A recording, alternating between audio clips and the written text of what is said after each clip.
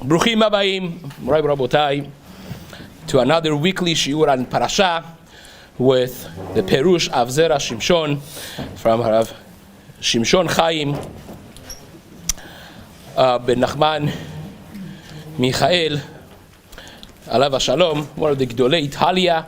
As we mentioned, his chuyot, tremendous personality of Torah, one of the Gdolei Ador in Italia. And this was in the generation of Rabbi Chaim HaKadosh, and he promises, he commits himself to whoever learns his sefer that he should become like his child, and he will advocate on their behalf for whatever it is that they need, especially for Zera Shel Kayama, hence Zera Shimshon, but for Shidduchim and for other Yeshuot as well. So therefore there should be a Yeshua for all of those who have been working to making this a possibility. What a beautiful, wonderful crowd.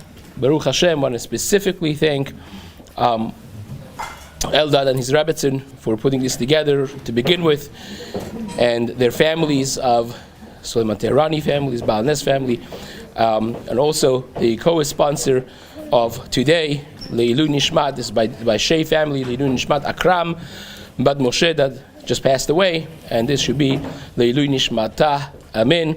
So also should be for Zechut of Zera Shel Kayama, for Ledad Ben Manaz Miriam, Bracha Bat Marcel Dina, Tehila Bat Bracha Afsaneh, Yonatan Ben Faridem, Ariel Yochai Ben Afsaneh Esther Bat Romina, Ariel Bat Angela, Esther Bat Flora, Nisim Ben Abraham, and also for Zivug Hagun, for Ezra Ben Marcel Dina, Sarah Bat Penina, Yisrael Ben Sarah Uga Bat Zipporah, Devorah Bat Ronit, Nava Tehila. And I want to also specifically share in the skud over here, someone that's very dear to me, for Refuah Shelema of Rachel Bat Nahid, that should have full recovery, Refuah Shelema, Amen. Okay, so let's begin. Parashat Miketz is the second parasha about Yosef HaTzadik in the Chumash, and Yosef is a very mysterious person, very mysterious. He's probably the most mysterious person in the whole Chumash. He's the Baal HaChalomot. He's the one that's dealing Hayinu Kecholmim.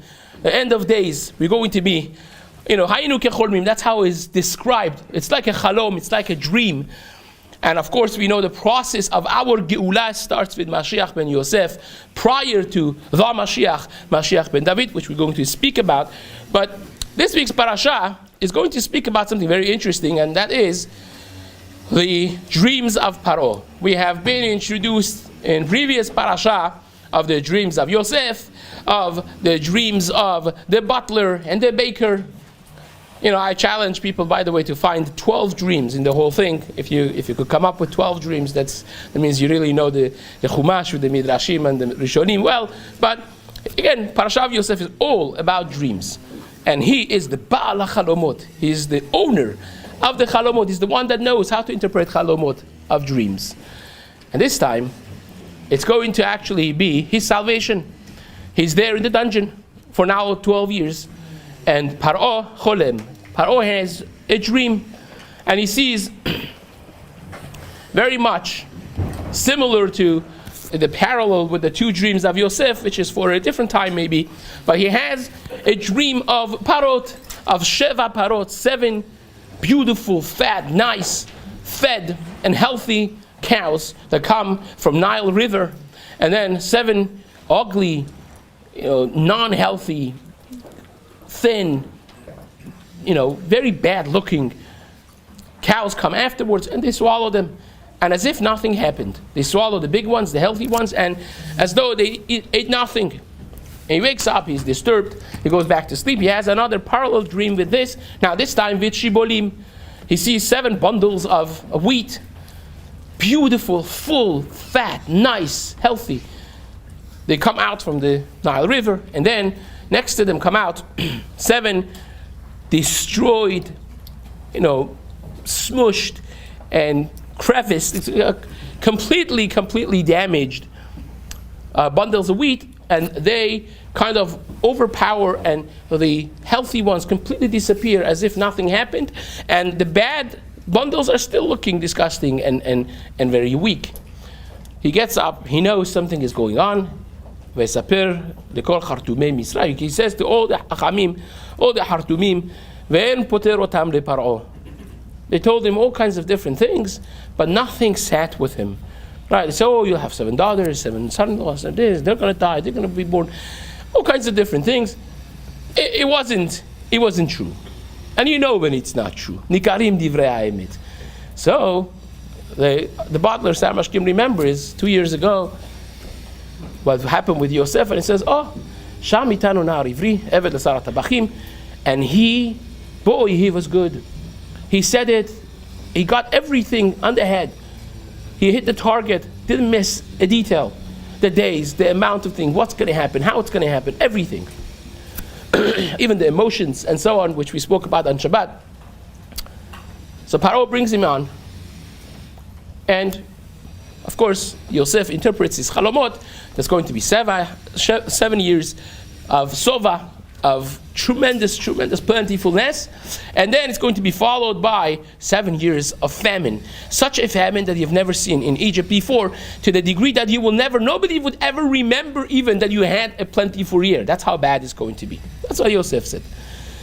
And he said, the reason that HaKadosh Baruch Hu is showing you 2 dreams is because Nachon hadavar me'im Elokim. He wants, this is going to happen.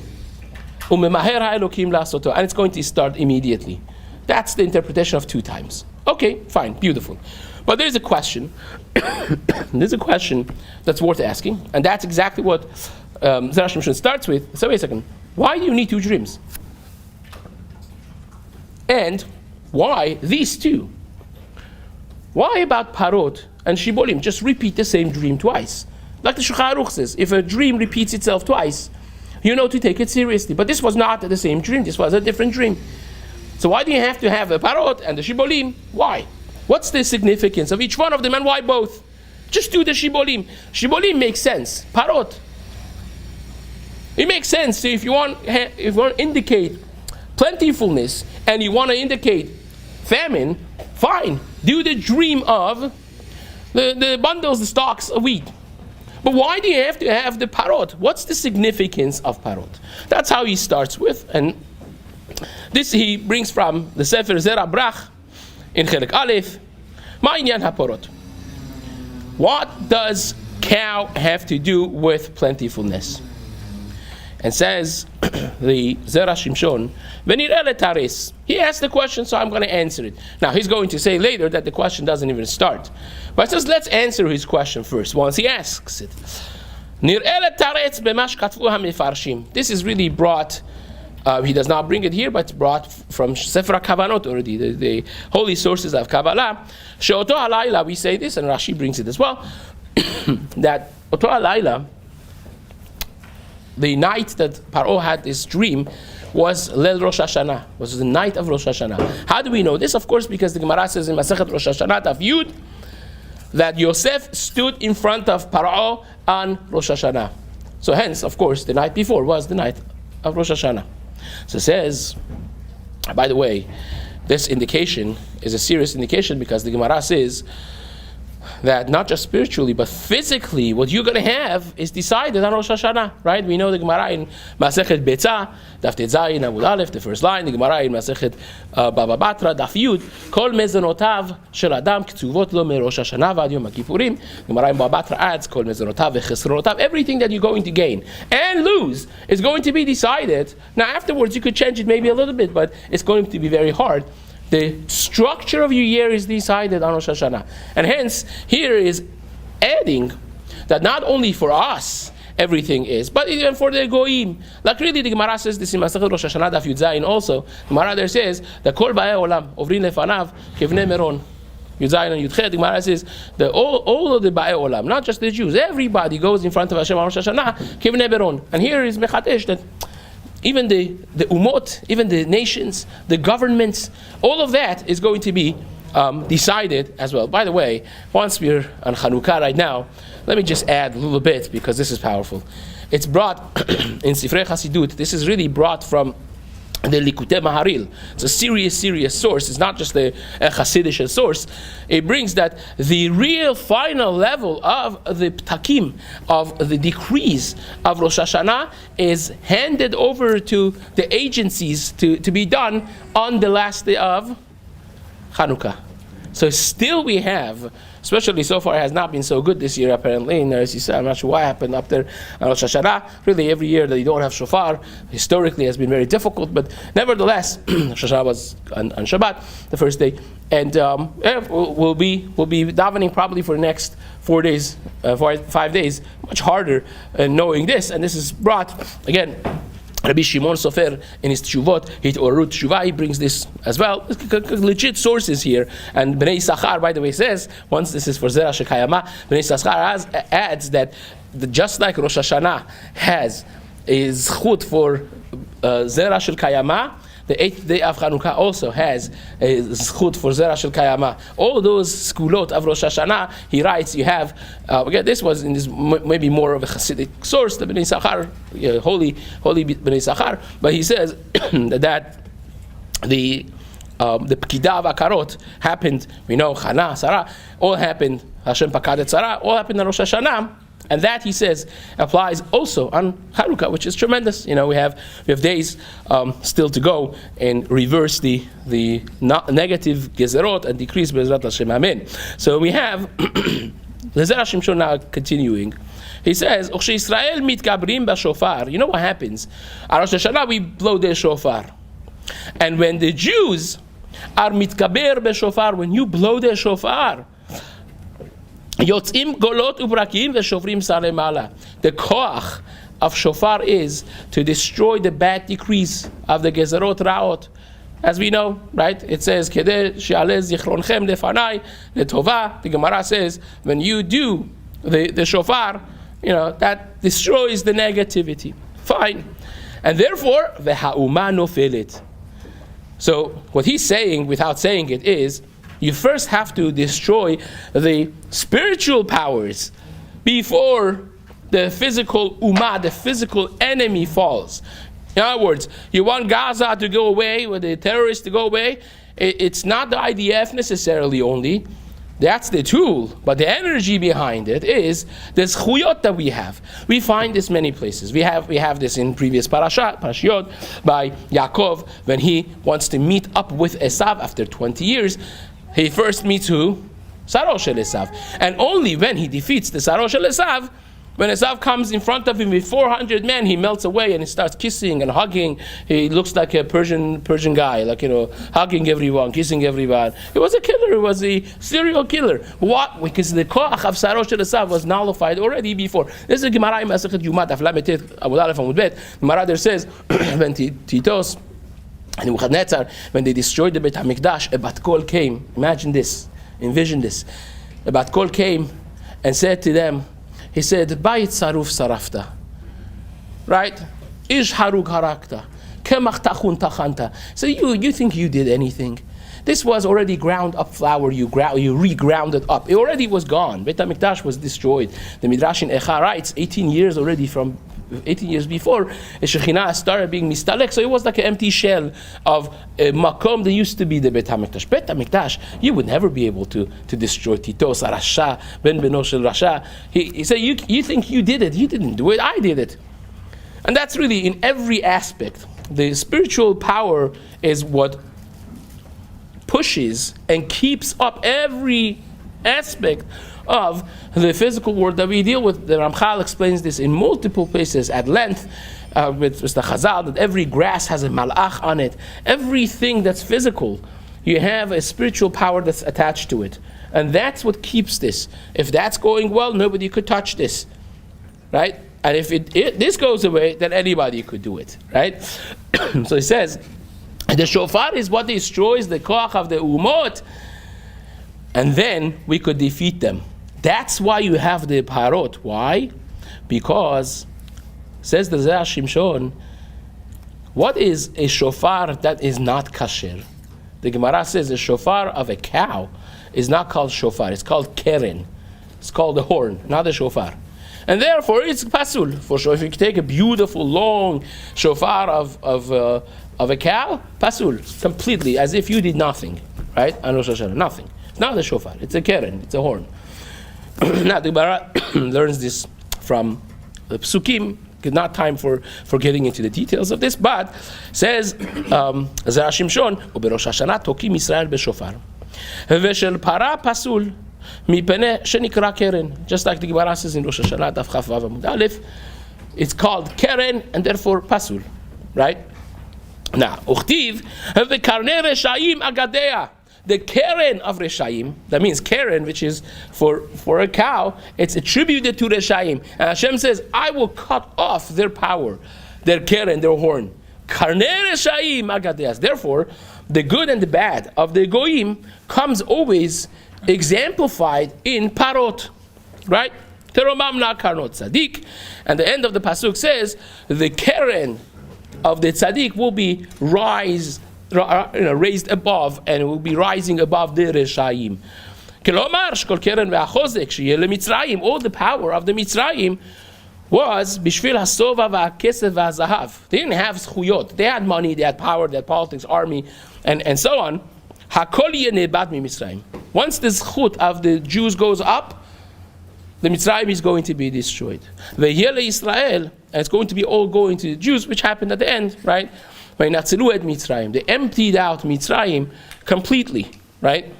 A few years ago, Egyptian government wanted to charge them for all the things they took. I don't know how would they even assess it. And the Jews, of course, they right away said it was dead on arrival. They said, first pay us 400 years of slavery, then we'll sit and cheshbon what's happening. But nevertheless, he says all of those things are spiritual powers. And says also, aside from that, Teromamna karnot tzaddik ze Yosef. We learned that Teromamna karnot tzaddik is a reference to Yosef. She'atza mibet hasurim v'nasa melech. Right? He was nothing. He was in dungeon, and now in one moment he was elevated to become the most powerful man in the world. Because the Egyptian empire was the greatest empire of the time.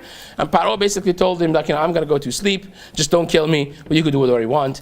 And, al picha yishak kolami, and nobody is going to do anything without your permission. Rak hakiseh egdal mimecha. Only the throne is what differentiates between me and you, but you're in charge, basically. That's teromamna karnot tzaddik. Now, I want to add something, which I'm not sure why he does not bring, but I think very much so, Yosef is an element of shor. What's the bracha of Yosef? Ben porat Yosef. Ale shor. Which the Midrash says that was the kamiyah that Moshe Rabbeinu sent to the water to bring out the coffin of Yosef, and then they put it in the fire with the gold, and the egel hazahav came out, which is a whole thing to talk about the money that Yosef got. It's a lot to talk about there, but shor is certainly Yosef. It says, what's the bechor shoro hadarlo v'karnei re'em karnav. Bechor shoro, it's a shor. It's a kosher one, but he's the one that karnei re'em karnav. He has the keren to deal with the goyim. That's Yosef. I mean, this is straightforward. It seems to be much better than the proofs that are brought over here. And really the truth is, if you want to go a little deeper, Bechor Shoro, that means the Yosef was supposed to be the Bechor, had Lavan not switched Rachel with Leah.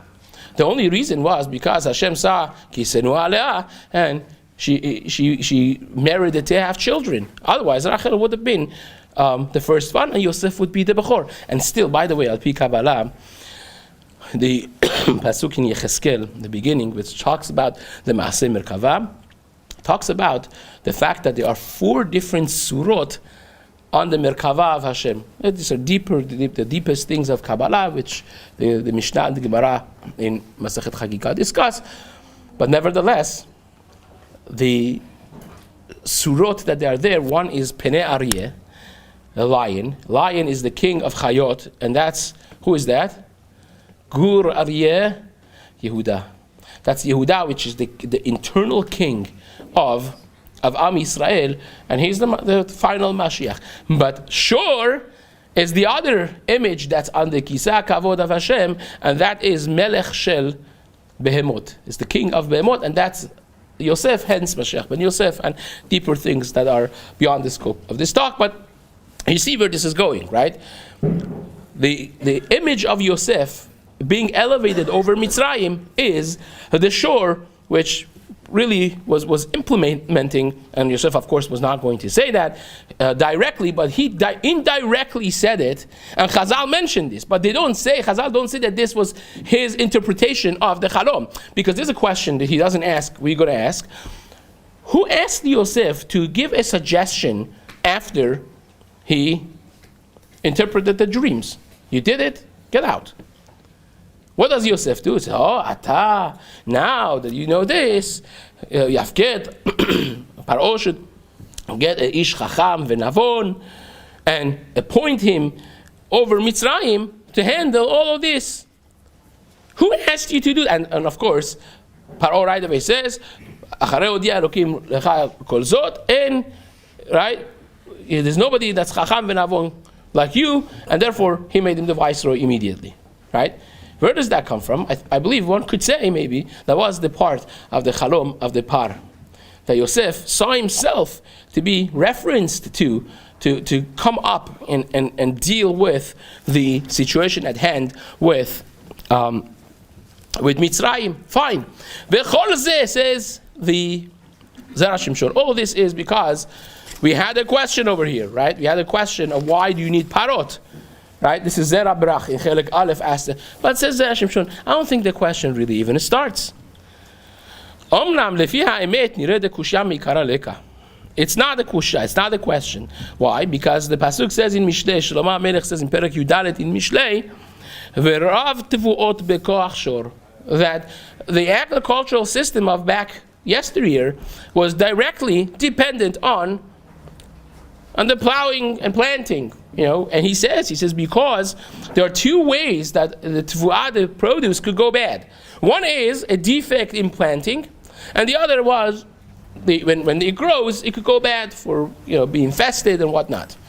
So here, if you don't have a strong shore, it's going to be defective from the very beginning. If it's not deep enough in the ground, if it's not plowed well, and so on and so forth. So it says directly is dependent with shore. Is not something that you have to ask and answer and connected with Yosef necessarily. It is very much connected with the source of agricultural success in the time of Yosef. And he says,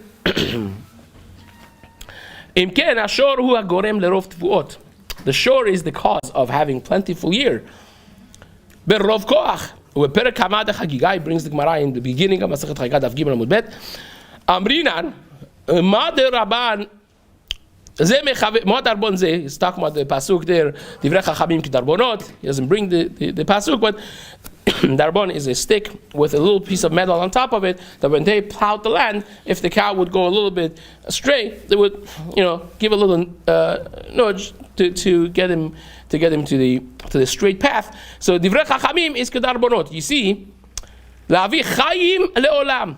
It's like the telamim of the para, like the plowing of the cow that brings life to the world. So you see, it's directly connected. Fine. The other one is when it grows, it could be going bad. Therefore,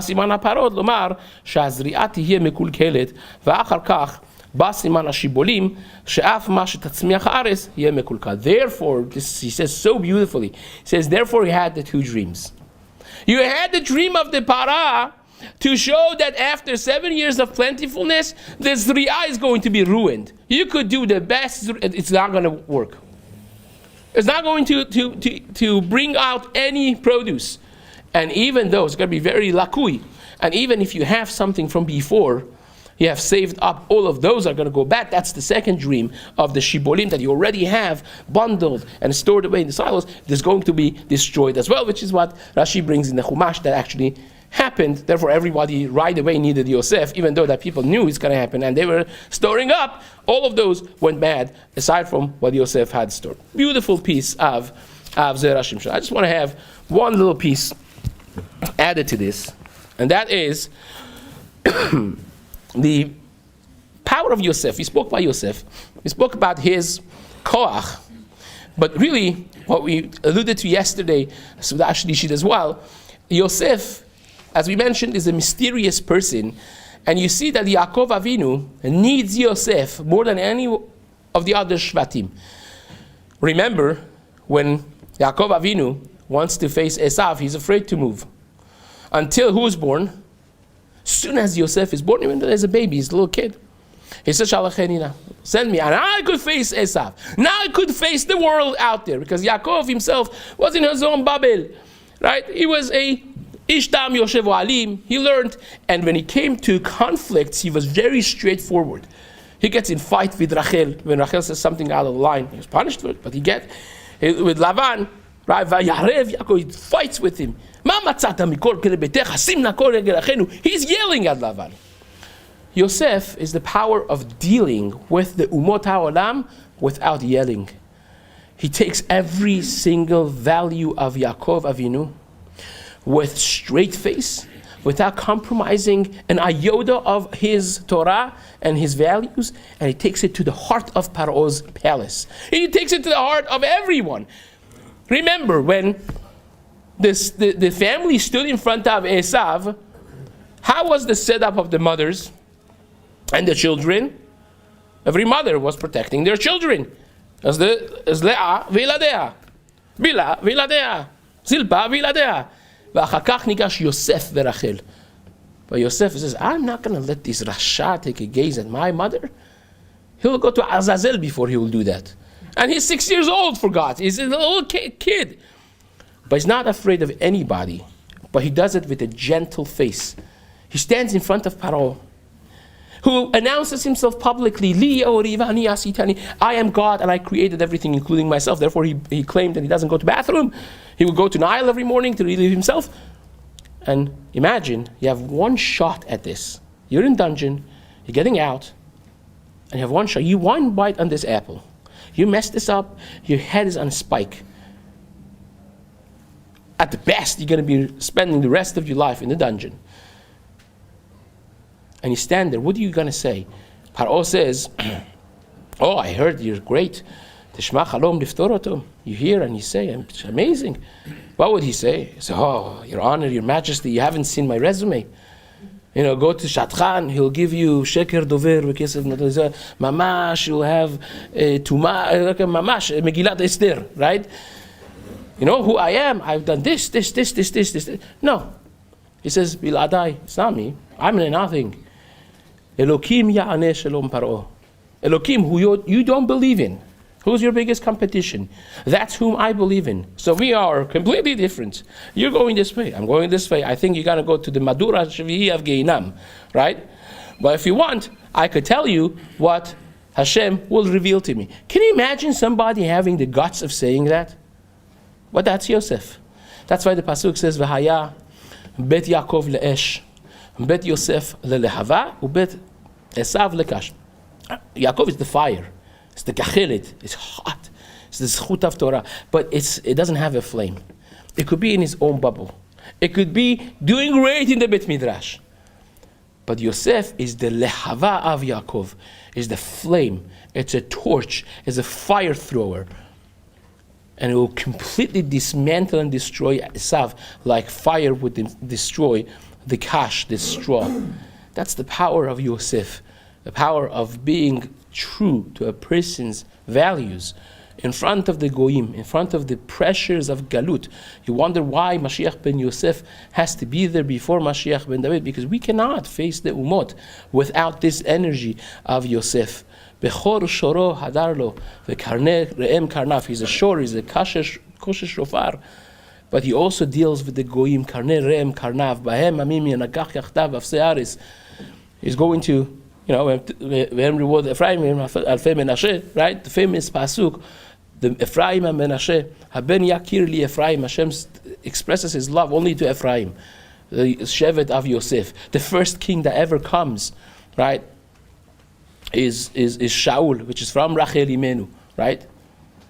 The koach of Rachel, the koach of Yosef and Binyamin is really the koach that we need for our galut, and this is something so powerful and so beautiful to keep in mind, Bezrat Hashem, as we read the parasha. Amen. Ki niratzon.